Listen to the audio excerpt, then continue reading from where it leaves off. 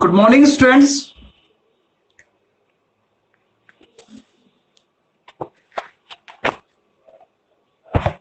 सभी सुन पा रहे हैं मुझे? Yes sir. Good okay, morning sir. Good morning. Good morning. देखिए बच्चों, एक मैंने आपको एक नोटिस डाला है ग्रुप पे। राजीव गांधी क्विज प्रतियोगिता है, ऑनलाइन रजिस्ट्रेशन करना है कॉलेज एजुकेशन पर जाकर, और उसकी लास्ट डेट 26 अगस्त है।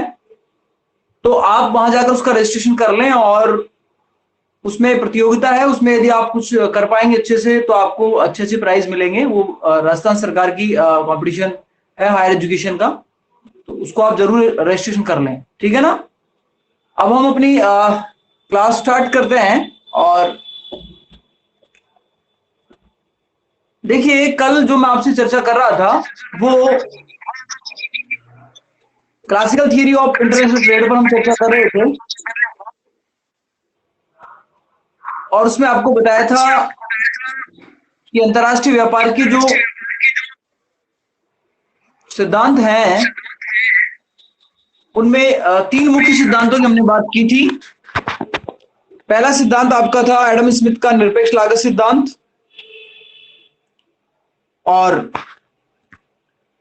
दूसरा जो सिद्धांत था वो था डेविड रिकार्डो का तुलनात्मक लागत सिद्धांत, और तीसरा सिद्धांत जो था वो जेएस मिल का प्रतिपूरक मांग सिद्धांत था, जिसमें हम पहले वाले सिद्धांत पर आपसे कल हमने बात की थी कि एडम स्मिथ ने अपनी पुस्तक वेल्थ ऑफ नेशन में निरपेक्ष लागत का सिद्धांत दिया है, जिसका मुख्य आधार जो है वो श्रम विभाजन और विशिष्टीकरण है, यह श्रम का मूल्य सिद्धांत है।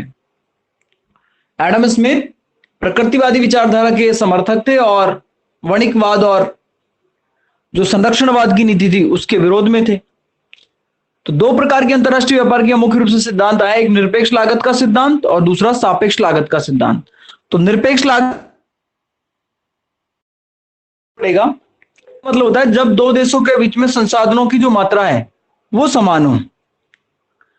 दो देशों के बीच जब संसाधनों की मात्रा है वो समान हो, जैसे मैंने उस दिन आपको मॉडल लेकर समझाया भी था कि पाकिस्तान के पास भी उत्पादन के 15 घंटे हैं और भारत के पास भी उत्पादन के 15 घंटे हैं। अब इस 15 घंटे में पाकिस्तान को भी अपनी वस्तुओं को उत्पादित करना है और इसी 15 घंटे में भारत को भी अपनी वस्तुओं को उत्पादित करना है, ठीक है। दोनों के पास उत्पादन के साधन समान हैं। यह निरपेक्ष लागत का कंसेप्ट है। यदि दोनों के पास उत्पादन के साधन समान नहीं हो, जैसे पाकिस्तान के पास उत्पादन के 15 घंटे हो और भारत के पास उत्पादन के 30 घंटे हो, तो इसका मतलब यहां उत्पादन का जो साधन है वो दोनों के पास अलग अलग है। तो इसको बोलेंगे सापेक्ष लागत का अंतरराष्ट्रीय व्यापार सिद्धांत, जिसको तुलनात्मक लागत सिद्धांत भी कहते हैं।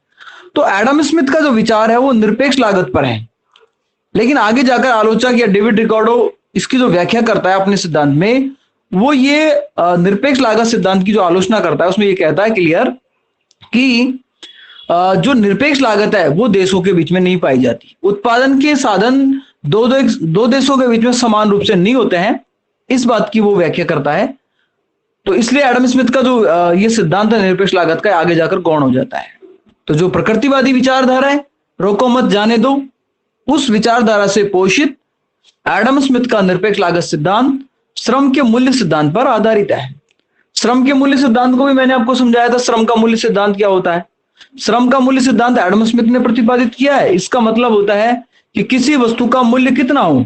तो एडम स्मिथ ये कहता है कि किसी वस्तु का मूल्य उतना होगा जितना उसमें श्रम लगा है, उसमें जितना श्रम निहित है उतना उसका मूल्य होगा। यदि किसी वस्तु में ज्यादा श्रम लगता है तो उसका मूल्य ज्यादा होगा, और यदि किसी वस्तु में श्रम कम लगता है तो उसका मूल्य कम होगा, ठीक है। इसी बेस के आधार पर एडम स्मिथ ने यह सिद्धांत विकसित किया है। लेकिन प्रतिष्ठित सिद्धांत के बारे में चर्चा आप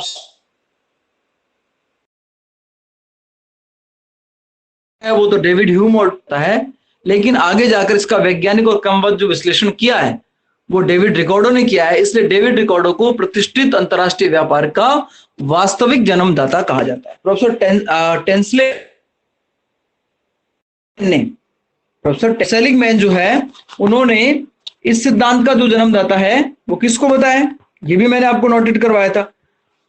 लेसर और सेलिगमैन ने इस सिद्धांत का प्रतिपादक रॉबर्ट टॉरेंस को माना है, लेकिन इसका वास्तविक श्रेय किसको जाता है? डेविड रिकार्डो को जाता है। अब देखिए छात्रों, हम इसी कंसेप्ट को आगे बढ़ा रहे हैं और इसको आज हम कंप्लीट भी करेंगे कि एडम स्मिथ का जो लागत निरपेक्ष अंतर सिद्धांत है वो स्वतः के समर्थक के आधार पर है। तो इसमें एडम स्मिथ का लागत अंतर सिद्धांत, उन्होंने इस व्यापार के लिए श्रम विभाजन का तर्क दिया है। उन्होंने कहा है कि प्रत्येक देश में श्रम विभाजित होता है। श्रम विभाजन का मतलब होता है कुशल श्रम, अर्धकुशल श्रम और अकुशल श्रम। अलग अलग प्रकार का श्रम प्रत्येक देश में पाया जाता है। कहीं बहुत ट्रेंड लोग काम करते हैं, कहीं गैर ट्रेंड होते हैं, वो अकुशल होते हैं, कुछ सेमी ट्रेंड होते हैं, अर्धकुशल होते हैं। तो उनकी जो काम करने की जो क्षमता है, जो उनकी उत्पादकता है, वो अलग अलग है। इस वजह से लागत का अंतर आता है। आप भी इस बात को मानते हैं कि यदि किसी कार्य को कोई एक्सपर्ट व्यक्ति करता है तो निश्चित तौर पर उस कार्य की लागत, समय और श्रम दोनों बचेंगे। और उसी काम को यदि कोई गैर प्रशिक्षित व्यक्ति करता है, जो उस क्षेत्र में ट्रेनिंग प्राप्त नहीं है, तो वो जब उस काम को करेगा तो निश्चित तौर पर समय और लागत या समय और श्रम दोनों ज्यादा मात्रा में लगेंगे। जैसे कल मैंने आपको उदाहरण दिया था कि किसी वस्तु को जैसे बनाने की बात है, जलेबी बनाने की हम बात करें तो जलेबी जो हलवाई बना सकता है, क्योंकि उसका रोज का काम है, वो उस काम को करने में ट्रेंड है। हमारे जैसे सामान्य व्यक्ति की तुलना में वो उसमें श्रम और समय दोनों कम लगाएगा। इसका मतलब लागत क्या हो जाएगी? कम हो जाएगी। जबकि एक गैर प्रशिक्षित व्यक्ति यदि उस काम को करेगा तो निश्चित तौर पर वो कच्चे माल को भी खराब करेगा, समय को भी खराब करेगा और लागत भी बढ़ाएगा और श्रम भी बढ़ेगा। तो ऐसी स्थिति में फिर अंतरराष्ट्रीय व्यापार का लाभ नहीं मिल सकता। तो जो एडम स्मिथ का निरपेक्ष लागत सिद्धांत है वो यही कह रहा है कि श्रम विभाजन के कारण प्रत्येक देश उस वस्तु के उत्पादन में जिससे होते हैं। छात्रों, एडम स्मिथ के अनुसार हर समझदार व्यक्ति का यह सिद्धांत है कि वह कोई भी ऐसी वस्तु घर पर न में सस्ता खरीदा जा सकता है। विवेकशील प्राणी है और आप भी अपना विवेक का प्रयोग करें कि हम घर पर कोई भी ऐसी वस्तु नहीं बनाएं जो बाजार में हमें कम पैसे मिल रही है। क्योंकि घर पर यदि हम उस वस्तु को बनाएंगे तो हमारा पैसा ज्यादा खराब होगा, श्रम खराब होगा, समय खराब होगा और जो कच्चा माल है उसका भी वहां दुरुपयोग होगा। और इसके अलावा कोई वस्तु यदि बाजार में हमें महंगी मिल रही है और उसको हम घर पे सस्ता बना सकते हैं तो उस वस्तु का हम बाजार से भी क्रय नहीं करें जो ज्यादा कीमत पर मिल रही है। ठीक है ना? तो देखिएगा यहां इन्होंने कहा है कि सिद्धांत है कि वह कोई भी नहीं बनाए जिसे बाजार से सस्ता खरीदा जा सकता है। अर्थात व्यक्ति उसी वस्तु को बाजार से खरीदा जा सकता है। अर्थात व्यक्ति उसी वस्तु को बनाए जिसमें उसका विशिष्टीकरण है तथा दूसरी वस्तु से उसका विनिमय करना चाहिए। ऐसा करने पर दोनों वस्तुओं की निरपेक्ष लागतों का अंतर उत्पन्न होगा जिससे दोनों पक्षों को लाभ होगा, लेने वाले को भी होगा और देने वाले को भी होगा। ठीक है?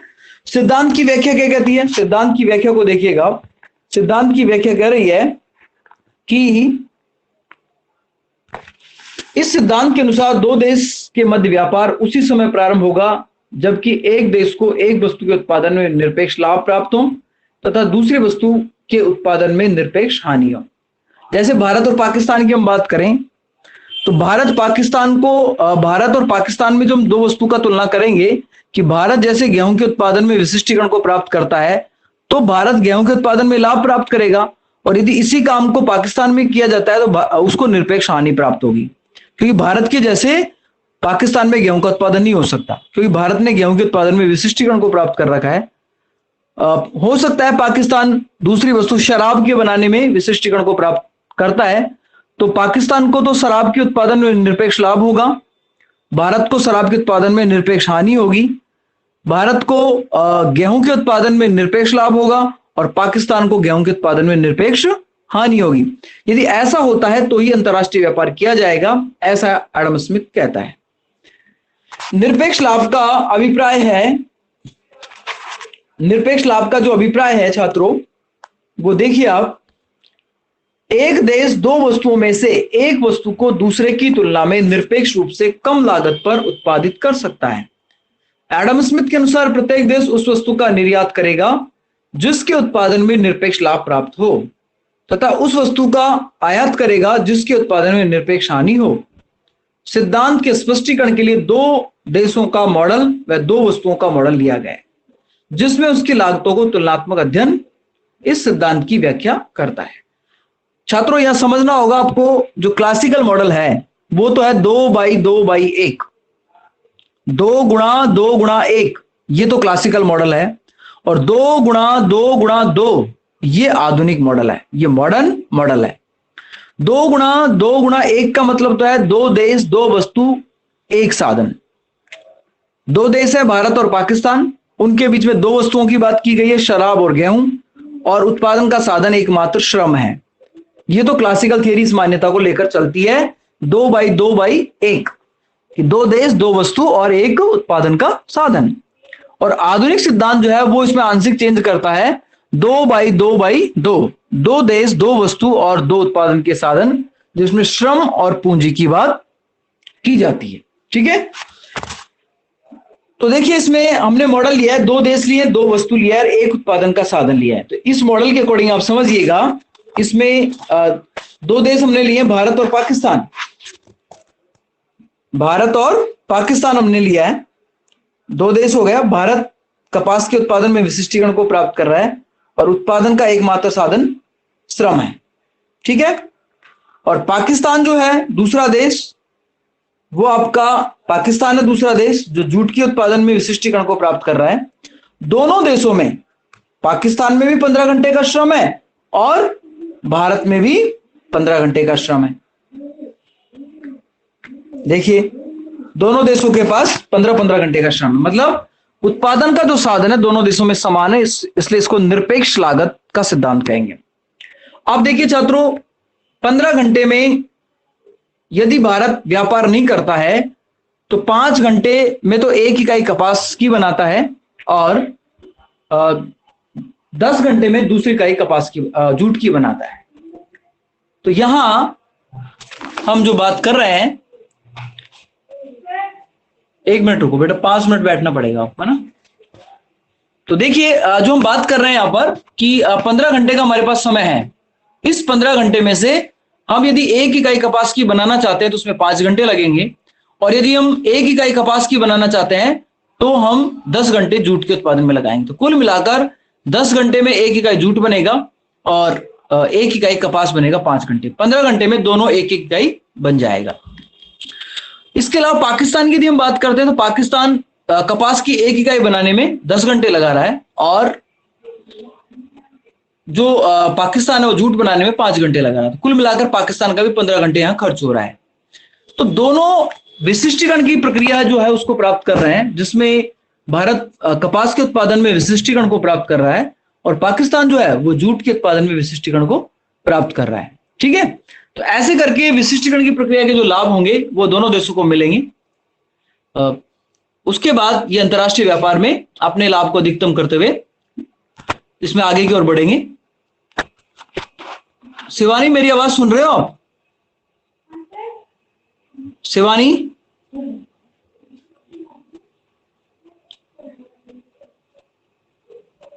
काजल? Yes sir. बेटे मैं अभी 5 मिनट के लिए वीडियो को पॉज कर रहा हूं, आप थोड़ा ऑनलाइन बने रहना, है ना। आप सभी लोग 5 मिनट के लिए ऑनलाइन बने रहना, मैं वीडियो पॉज कर रहा हूं थोड़ी देर, है ना। ठीक है जस सर। आप क्विट मत कर देना क्लास को। ठीक है सर।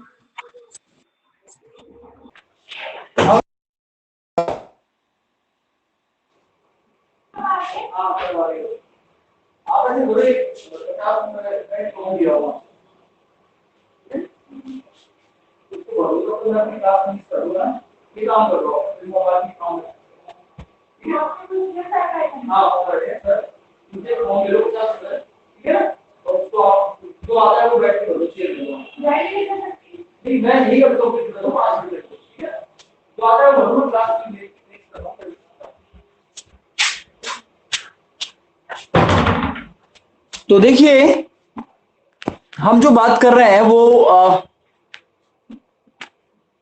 एडम स्मिथ के बात कर रहे हैं और उसमें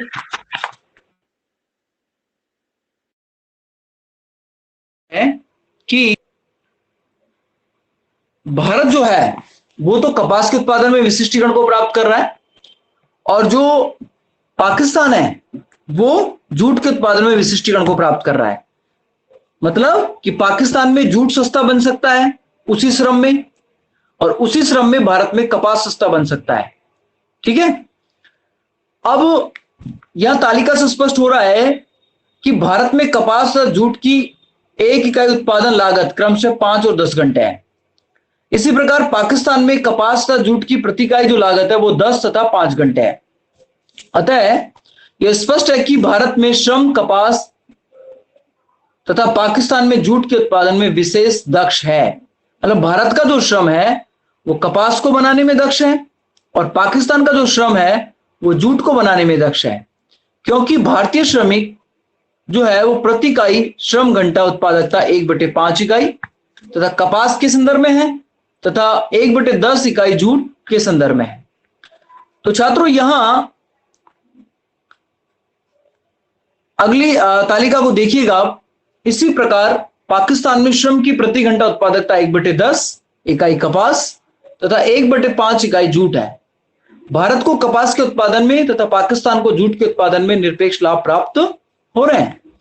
अब ये जो नीचे तालिका दी हुई है आपको स्लाइड पे दिखाई दे रही है कि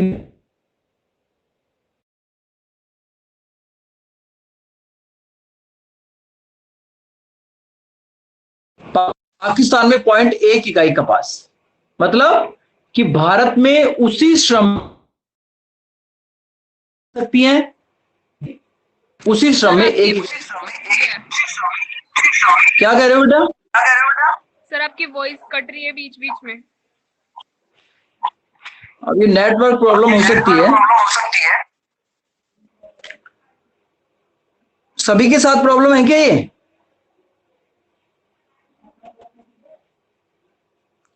मेरी आवाज सभी को सुनाई दे रही है ना? सर कट कट के आवाज आ रही है। बेटा ये नेट की प्रॉब्लम है फिर, इसका मतलब।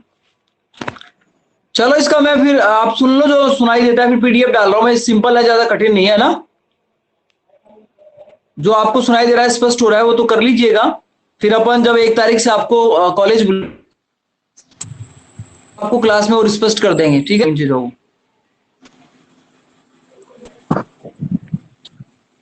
तो आप समझ पा रहे हैं कि भारत में 0.2 इकाई कपास जो है उसकी लागत पाकिस्तान में 1 इकाई कपास है। मतलब भारत में 2 इकाई कपास बन सकती है उस श्रम में जो पाकिस्तान में 1 इकाई कपास को बना रहा है। मतलब पाकिस्तान में 1 इकाई कपास की लागत कितनी है? 10 घंटे है। तो 10 घंटे में भारत में कितनी बन सकती है? 2 इकाई बन सकती है। तो ये वैल्यू जो है वो ज्यादा होगी भारत में 1 इकाई जूट से, पाकिस्तान में 2 इकाई जूट से। ये ग्रेटर देन होगा। मतलब कि भारत जो है वो तो कपास के उत्पादन में विशिष्टीकरण को प्राप्त कर रहा है और पाकिस्तान जो है वो जूट के उत्पादन में विशिष्टीकरण को प्राप्त कर रहा है। इसी प्रकार भारत को कपास के उत्पादन में विशिष्टीकरण प्राप्त करके कपास का निर्यात करना चाहिए, जबकि जूट के उत्पादन में भारत को निरपेक्ष हानि है, अतः उसको पाकिस्तान से जूट का आयात करना चाहिए। उपयुक्त लागत संरचना के आधार पर दोनों देशों में दोनों वस्तुओं का घरेलू मूल्य अनुपात ज्ञात किया जा सकता है। जैसे भारत में कपास की 1 इकाई जो है वो जूट की 1/2 इकाई, मतलब भारत में 1 इकाई कपास जो आपको मिलेगा उसमें यदि वो जूट बनाना चाहता है तो उसको आधी इकाई जूट ही मिलेगा, ठीक है ना। उसी प्रकार पाकिस्तान में 1 इकाई जो जूट है वो, या 1 इकाई जो कपास है वो किसके बराबर है? 2 इकाई जूट के बराबर है, ठीक है। तो इससे स्पष्ट हो रहा है कि भारत कपास के उत्पादन में विशिष्टीकरण को प्राप्त कर रहा है और पाकिस्तान जूट के उत्पादन में विशिष्टीकरण को प्राप्त कर रहा है। अब ये तालिका से समझ जाओगे आप। देखिएगा इसमें देखो तालिका में 2 देश लिए हमने, भारत पाकिस्तान, 2 वस्तु ली है कपास और जूट, ठीक है। ये मध्य से जो इधर है विशिष्टीकरण से पूर्व, इसका मतलब तो ये है कि हम व्यापार नहीं कर रहे, विशिष्टीकरण को नहीं अपना रहे हैं, उससे पहले की मात्रा है। और ये मध्य से विशिष्टीकरण के बाद वाली जो स्थिति बन रही है इसका मतलब ये है कि हम व्यापार कर रहे हैं, विशिष्टीकरण को अपना रहे हैं। से पूर्व भारत 15 घंटे में क्या क्या कर सकता है? भारत 5 घंटे में 1 इकाई कपास बना सकता है। आप देखिएगा, 1 इकाई कपास बना सकता है भारत, ये मैंने गोला लगा दिया। और 10 घंटे में 1 इकाई क्या बना सकता है? जूट बना सकता है। ये तो विशिष्टीकरण से पूर्व की स्थिति है। इसी प्रकार जो पाकिस्तान है वो भी 10 घंटे में 1 इकाई जूट बना सकता है। पाकिस्तान भी 10 घंटे में 1 इकाई जूट बना सकता है और 5 घंटे में 1 इकाई या तो कपास बना सकता है या जूट बना सकता है। तो कुल मिलाकर विशिष्टीकरण से पूर्व 2 इकाई कपास बन सकती है और 2 इकाई ही क्या बन सकती है? जूट बन सकती है। अब यदि हम विशिष्टीकरण को अपनाते हैं, श्रम विभाजन की प्रक्रिया और विशिष्टीकरण को अपनाते हैं, तो भारत किसके उत्पादन में विशिष्टीकरण को प्राप्त कर रहा है? कपास के उत्पादन में कर रहा है। और कपास की 1 इकाई बनाने में कितना समय लगा रहा है भारत? 5 घंटे लगा रहा है। तो भारत कपास का ही उत्पादन करे, जूट का नहीं करे, तो 15 घंटे में कितनी इकाई बना पाएगा भारत? 15 घंटे में भारत जो इकाई उत्पादित कर पाएगा छात्रों, वो कर पाएगा 3 इकाई। 5 घंटे में 1 इकाई कपास की उत्पादित होती है, तो 15 घंटे में कितनी हो जाएंगी? 3। जूट उसको नहीं बनाना है क्योंकि इसमें उसका विशिष्टीकरण नहीं है। ऐसे ही पाकिस्तान को कपास नहीं बनाना है क्योंकि इसका विशिष्टीकरण नहीं है। तो पाकिस्तान अपने 15 घंटे किस पर कंज्यूम कर दे? जूट पे कर दे, तो वो भी 3 इकाई। तो विशिष्टीकरण के बाद 3 और 3 6 इकाई बन सकती है। विशिष्टीकरण से पूर्व 2 और 2 4 इकाई बन सकती है। तो दोनों देशों को 2 इकाई का लाभ होगा। यही अंतरराष्ट्रीय व्यापार का लाभ है। ठीक है, आगे हम देखते हैं।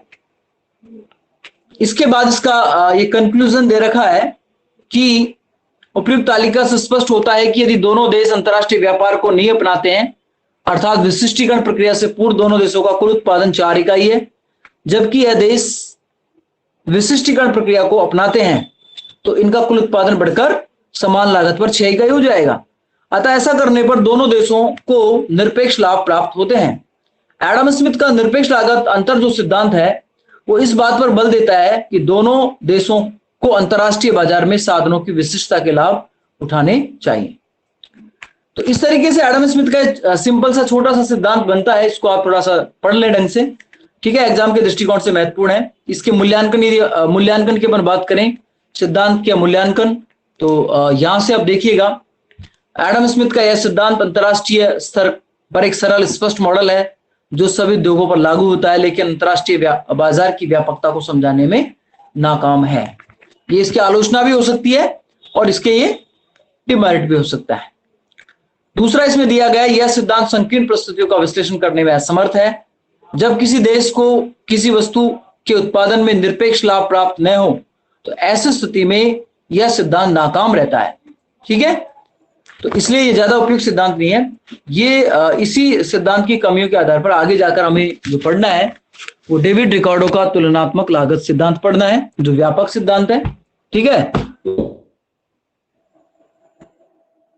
पढ़ लेना और इसका पीडीएफ में इसका होमवर्क भी आप कर लेना। ठीक है, और कुछ पूछना है तो आप बोलिएगा।